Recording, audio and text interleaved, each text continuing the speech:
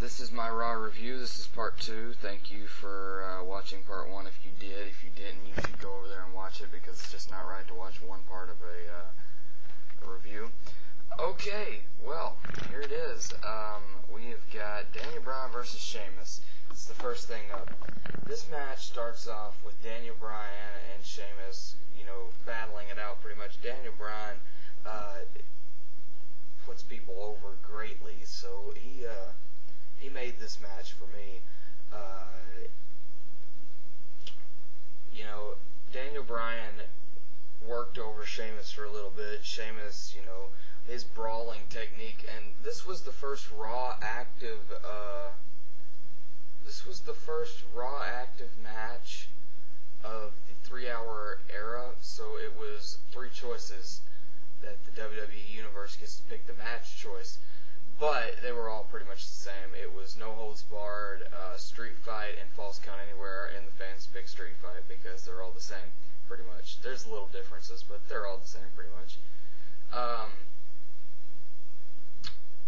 So this is right down Sheamus's alley. But Daniel Bryan, surprisingly, controls a whole lot of it. Daniel Bryan fights his way up the ramp with Sheamus. Daniel Bryan kicks Sheamus off the ramp, and the ramp is like that far off the ground from the ramp to the floor. So it didn't, they sold it way too much. But other than that, that's how it goes, I guess. You get your ups and downs, no pun intended. Daniel Bryan jumps off, knee lift or whatever he does, and I think it's a knee lift or an axe handle, one of the two, and does that to Sheamus, and they work their way back into the ring. Daniel Bryan beats Sheamus with a cane for a little bit, which is great. And then a steel chair gets introduced, and Daniel Bryan puts the steel chair, wedges it in the turnbuckle by the in between the ropes. Sheamus now gets the kendo stick and beats the crap out of Daniel Bryan with it. But then Daniel Bryan counters and sends Sheamus into the steel chair, but it doesn't smoothly segue before I was interrupted. Where was I? Oh yeah. Bro kick, Sheamus, done. And he comes out of nowhere with it. I mean, it's not like you're going to eat a steel chair, then, all of a sudden be the most fantastic thing that ever graced God's green earth. It doesn't work like that. But it happens a whole lot when it comes to Sheamus and John Cena, and if I do say so, even Rey Mysterio to a little bit. Although I'm glad Rey's back. Not my favorite guy, but he does add a little bit of excitement to the show. Sorry for the interruption a while ago. We go into Daniel Bryan, Kofi Kingston, and Little Jimmy segment, along with R-Truth.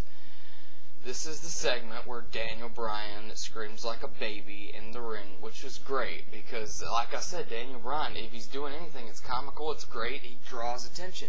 Daniel Bryan's also a great wrestler, and he puts people over in such a way that it's just phenomenal. But in this case, yeah, he's crying like a little baby in the ring. But it worked to his advantage because here comes Kofi Kingston. Kofi Kingston's got a match next, and he's with Little Jimmy and R-Truth. And this is comical. Daniel Bryan gets up and kicks Little Jimmy out of the ring. And, of course, R-Truth flails around and follows Little Jimmy and acts like it's a huge ordeal. And then the guys with white coats come out eventually, and we all think that they're going to get R-Truth, which is hilarious to me, because I think R-Truth is just a joke, and Little Jimmy's a joke, and, I mean, that's just part of that PG thing that they got going on now. It's a joke, but it does draw attention, and it is kind of entertaining, because Daniel Bryan's involved. But no, AJ follows them out, and they don't get R-Truth. AJ says, no, it's the little guy in the ring. They go and they get... Sorry, guys, I can speak. They go...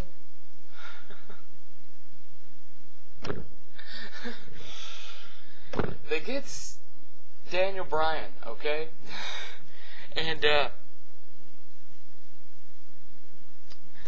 AJ says in order for a safe work environment that she's ordered a psychological evaluation of Daniel Bryan. This is great. They should have won an Emmy for this crap. They could have won an Academy Award for the next segment.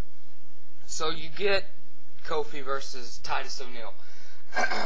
This is one of these. This is just, come on now, give me a break. All right, yeah, it was interesting. Kofi Kingston's great. Titus O'Neil, he's a new guy. He's trying to get his attention, but this is where it gets bad. AEW gets involved, throws his shoe at Kofi Kingston, hits him in the back, and says, "Yo, mama." And I quote, "Yo, mama," unquote. Give me a break, you guys. You couldn't come up with anything better to say than "Yo, mama." Titus O'Neil does a sky-high power bomb. At least that's what I'm going to call it. Again, I'm quoting SpazPhoenix. Yeah, he's kind of my favorite review WWE fan on YouTube. And yeah, I do quote him, and I do use some of his vocabulary. I don't mean that disrespectfully. It's actually praise. My next thing is Daniel Bryan's segment. Oh my gosh, this is great. Daniel Bryan having a psychological evaluation. Are you Daniel Bryan? This is the questions that the psychologist or whatever, the crazy mental person, whatever, ask him. Are you Daniel Bryan? Are you from somewhere in Washington? I don't know. Is it true that you are a former World Heavyweight Champion? Is it true that you didn't get married last week? All these answers are obviously yes. So Daniel Bryan just yes chants him to death, and we go to commercial. The next segment is Heath Slater. Heath Slater comes out, and I'm thinking this is just another squash match with a legend involved. Well, I was right in one point. It is a squash match. It's the return of RKO, Randy Orton. And yes, I am biased. I like Randy Orton. Ever since he started in Evolution, I have liked Randy Orton. He's one of the greatest people in the WWE right now. He deserves a whole lot of respect. And he got it tonight finally because he gets to squash Heath Slater. Heath Slater comes up, gets one kick in. Orton does clothesline, power slam, hanging, suspended DDT, pounds on the ground, and a wicked-looking RKO. That in 1, 2, 3, that's it. Squash match. But as he's walking down to the ramp, I cannot help but notice that he has almost the exact same hairstyle as The Undertaker, the stupid-looking mohawk. Come on, y'all. It's really not that great. Love The Undertaker. Love Randy Orton. But, come on. The stupid-looking mohawk is not working for you. Anyway, I don't care so much about his hairstyle. We go to commercial. We come back. And we get this. Daniel Bryan's segment again. This time he's doing ink blots. And it's interesting because he's doing ink blots, and as the ink blots land on the table, they form a goat face. Oh my gosh. How'd they not win an Academy Award for this comical... Oh my gosh, this is great. So, then Daniel Bryan's going nuts thinking that Charlie Sheen put the psychologist up to this, and he's like looking for Charlie Sheen and saying, "Charlie, if you're here, just going off and trying to find Charlie Sheen," which I thought was hilarious because I really want to see the Charlie Sheen Daniel Bryan mini feud. Then we go to a video package that they showed 90 times during this one show, the Triple H Brock Lesnar video package, which they do great video packages. I'll agree with SpazPhoenix, but they showed this one to death. If I see this video package one more time, which I will on SmackDown this week, which, by the way, I know the results of, so I might not even watch it, they will do the same video package because that's what they do. I was thinking we get appearance from Brock Lesnar and Triple H and they go in a standoff, but that's not what happened. We get this video package, which is okay, and it's a good video package, but only show it once or twice, not 9 times. Anyway, we get that after the Daniel Bryan segment, and we get it various spots in the show. I'm just letting you know, probably before this. We come back, and we get a tag team match. No, we come back and we get condescending CM Punk. That's what I wrote down here. # heel. This is great. CM Punk walks back in the locker room, says, "Hey, John, you know I respect you. You can look at the footage if you want. I was too close to the ropes. I would have reached the ropes. I wasn't going to tap out.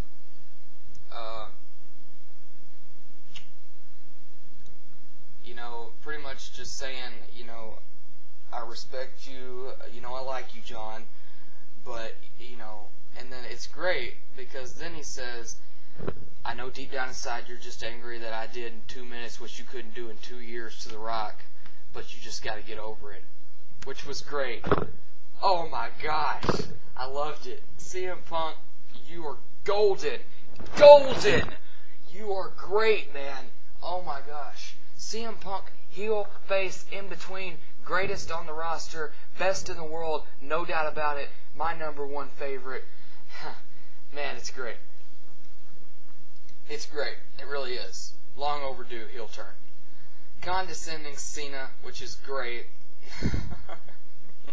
Just gotta get over it. It's wonderful. So what we do here is we go to a tag team match, which should have been at WrestleMania. That's the type of hype that I would give this match. This deserved to be on a pay-per-view. It was Ziggler and The Miz versus Y2J and Chris Jericho. And, oh my gosh, Chris Jericho and, Christian. Sorry, guys. I'm a little bit out of it here. It's still early. So, yeah, we get this great match, and I have to admit, I was enjoying the match so much that I might not have wrote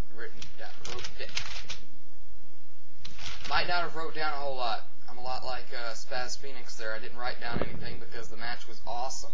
It didn't have to have anything written down. It was just great. But, moving on.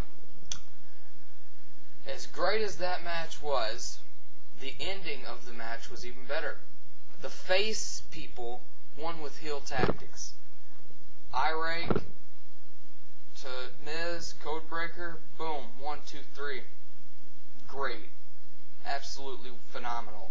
I want to see where that's going, though, because this could really fuel the Ziggler, Y2J, Chris Jericho rivalry, and they could use this, and I'd like to see it. Next, we go back to Daniel Bryan, and the psychologist person says, "Alright, well, I've come to the conclusion that you have a abnormal obsession with Charlie Sheen.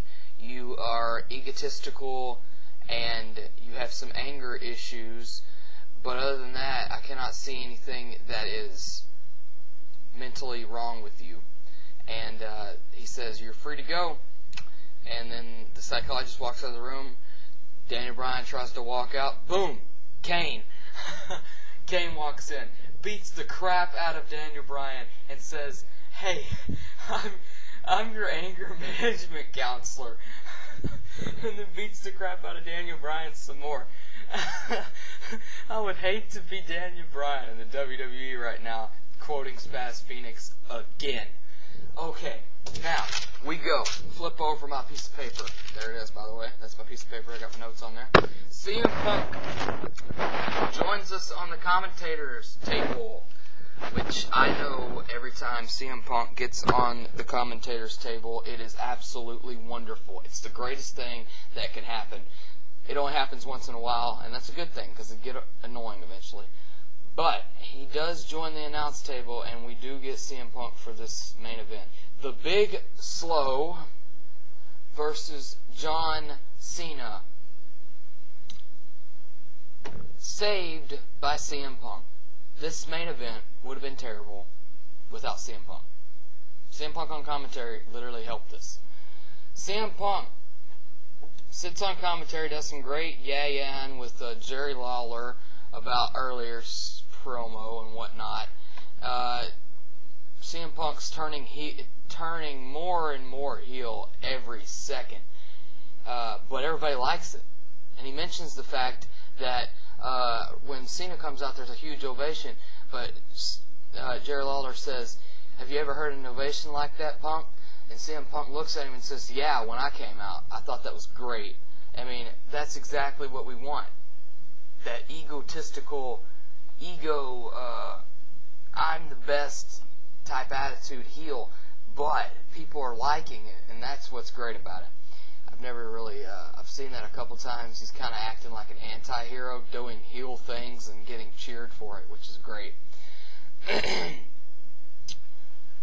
They do a little rest hold, a bear hug, a headlock, Cena's 5 moves of doom, and Big Show throwing Cena into CM Punk, which this all happens at different points in the match.